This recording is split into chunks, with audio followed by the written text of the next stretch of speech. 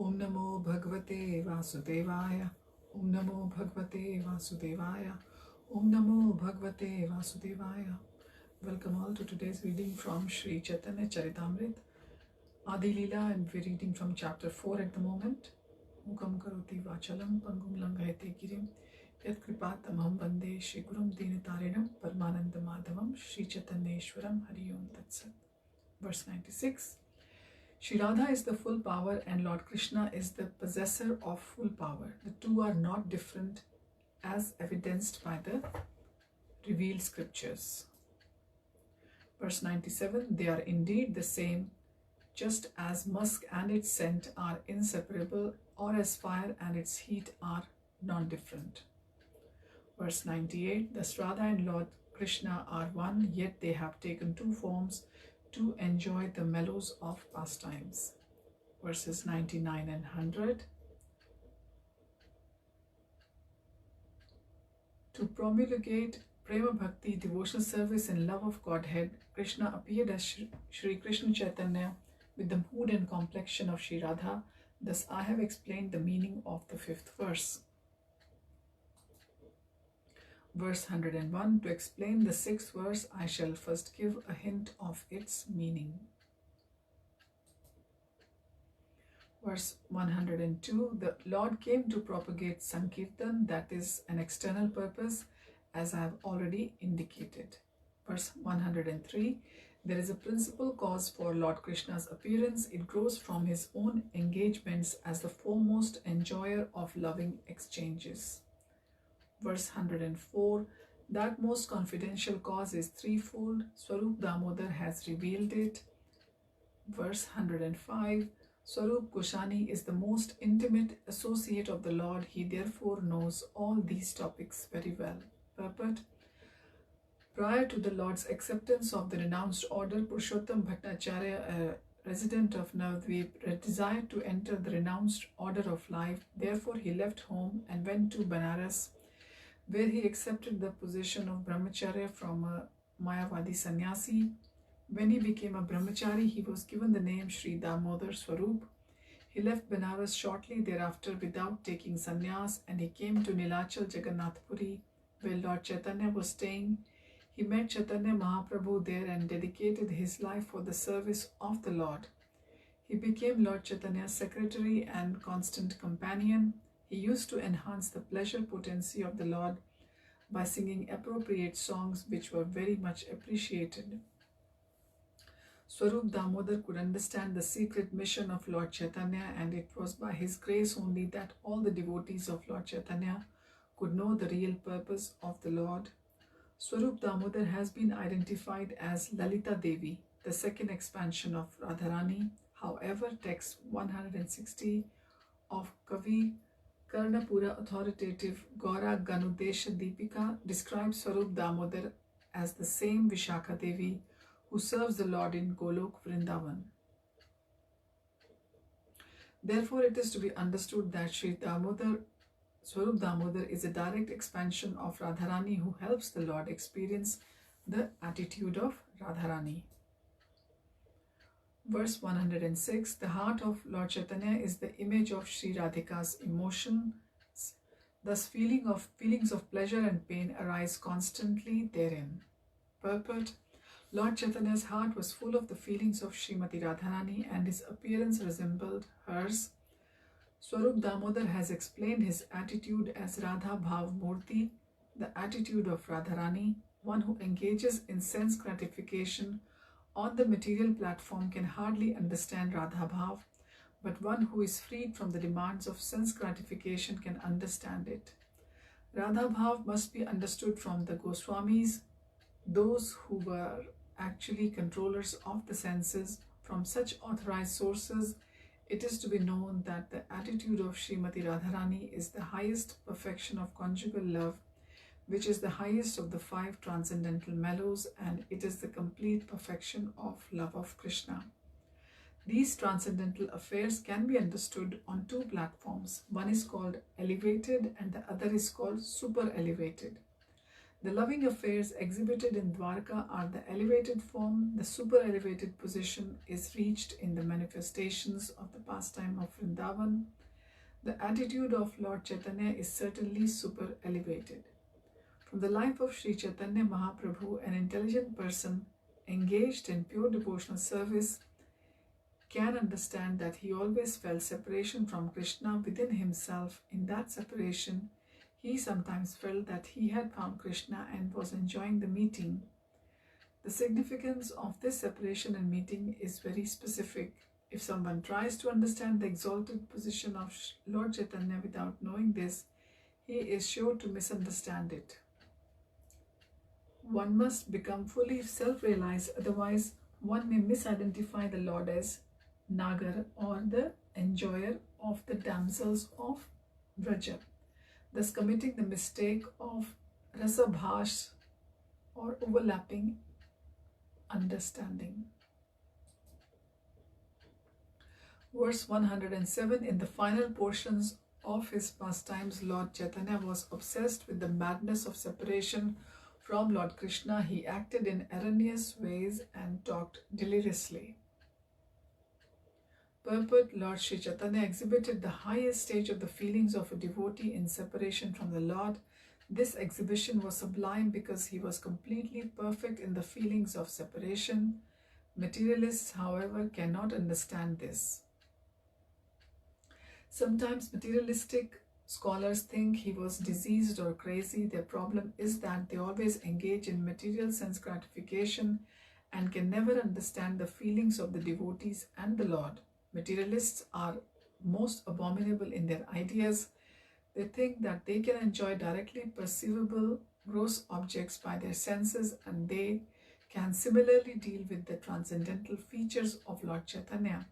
But the Lord is understood only by pursuance of the principles laid down by the Goswamis, headed by Swarup Damodar. Doctrines like those of the Nadiya Nagaris, a class of so-called devotees, are never presented by authorized persons like Swarup Damodar or the six Goswamis. The ideas of the Gauranga Nagaris are simply a mental concoction, and they are completely on the mental platform. Verse 108, just as Radhika went mad at the sight of Uddhav, so Lord Chaitanya was obsessed day and night with the madness of separation. Purport: those under the shelter of the lotus feet of Sri Chaitanya Mahaprabhu can understand that his mode of worship of the Supreme Lord Krishna in separation is the real worship of the Lord. When the feelings of separation become very intense, one attains the stage of meeting Sri Krishna. So-called devotees like the Sahajiyas cheaply imagine they are meeting Krishna in Vrindavan. Such thinking may be useful, but actually meeting Krishna is possible through the attitude of separation taught by Sri Chaitanya Mahaprabhu. Verse 109, at night he talked incoherently in grief with his arms around Swarup Damodar's neck. He spoke out his heart in ecstatic separation. Verse 110, whenever a particular sentiment arose in his heart, Swarup Damodar satisfied him by singing songs or reciting verses of the same nature. Verse 111, to analyze these pastimes is not necessary now. Later I shall describe them in detail. Verse 112, formerly in Vraja, Lord Krishna displayed three ages, namely childhood, boyhood and adolescence. His adolescence is especially significant. Verse 113, parental affection made his childhood fruitful. His boyhood was successful with his friends. Verse 114, in youth he tasted the essence of rasa, fulfilling his desires in pastimes like the rasa dance and Srimati Radhika and other gopis. Verse 115, in his youth Lord Krishna made all three of his ages and in the entire universe successful by his pastimes of amorous love like the rasa dance. Verse 116, Lord Madhusudan enjoyed his youth with pastimes on autumn nights in the midst of the dew like milkmaids. Thus he dispelled all the misfortunes of the world. Purport. This is a verse from Vishnu Puran 5.13.60.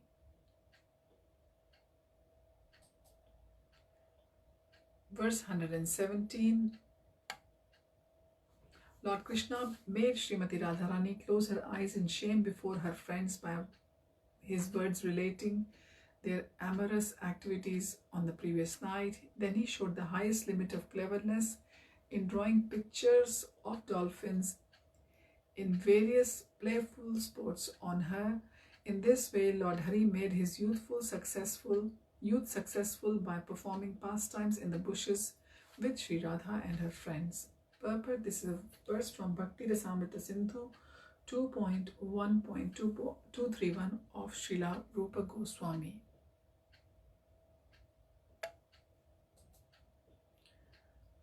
Verse 118. O Puranmashi, if Lord Hari had not descended in Mathura with Srimati Radhika,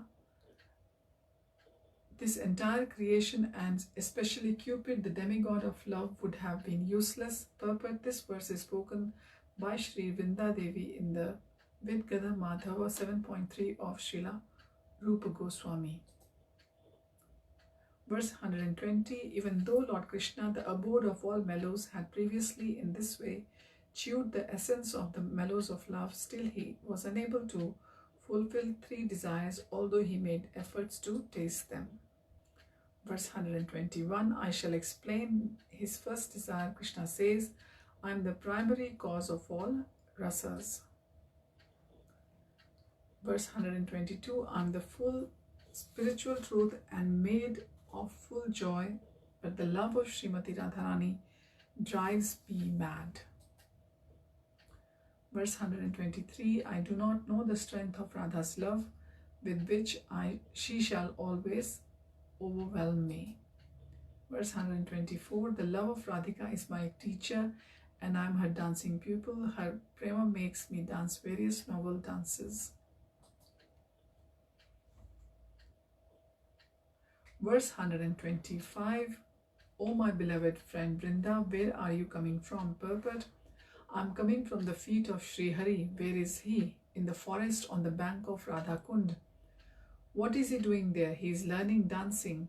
Who is his master? Your image, Radha, revealing itself in every tree and creeper in every direction, is roaming like a skillful dancer, making him dance behind. This text is from Govind Lilamrit 8.77 of Krishnadas Kaviraja Goswami. Verse 126. Whatever pleasure I get from tasting my love for Srimati Radharani, she tastes 10 million times more than me by her love. Verse 127. Just as I am the abode of all mutually contradictory characteristics, so Radha's love is always full of similar contradictions. Verse 128. Radha's love is all-pervading, leaving no room for expansion, but still it is expanding constantly. Verse 129. There is certainly nothing greater than her love, but her love is devoid of pride. That is the sign of greatness. Verse 130. Nothing is purer than her love, but its behavior is always perverse and crooked. Verse 131. All glories to Radha's love for Krishna, the enemy of the demon Mura. Although it is all-pervading, it tends to increase at every moment. Although it is important, it is devoid of pride, and although it is pure, it is best with duplicity. Purport. This is a verse from Dana Keli Kaumudi, 2nd of Srila Rupa Goswami. Verse 132. Shri Radhika is the highest abode of that love, and I am its only object. Verse 133. I taste the bliss to which the object of love is entitled, but the pleasure of Radha, the abode of the love, is 10 million times greater. Verse 134. My mind races to taste the pleasure experienced by the abode, but I cannot taste it, even if by my best efforts. How may I taste it? So we'll continue our reading from here on next time. Thank you for joining. Hari Om Tat Sat. Hare Krishna.